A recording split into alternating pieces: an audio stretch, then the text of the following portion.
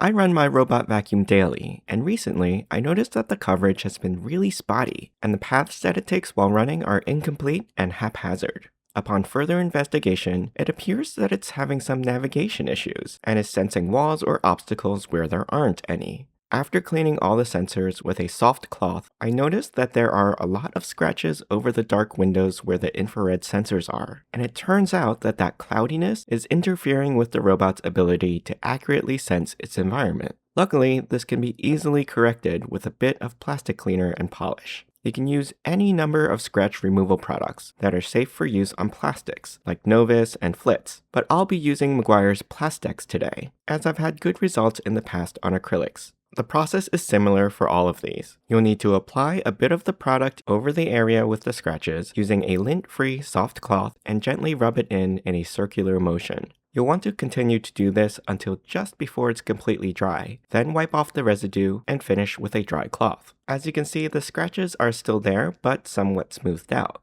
It doesn't have to be perfect though, and I found that after doing this, my robot vacuum went back to running like normal, so it's a quick and easy fix for a common problem on most robot vacuum models. I hope you enjoyed this repair video. You can ask me any questions in the comments. I'll put a link to the products that I use in the description below. Don't forget to subscribe to my channel and join me next time.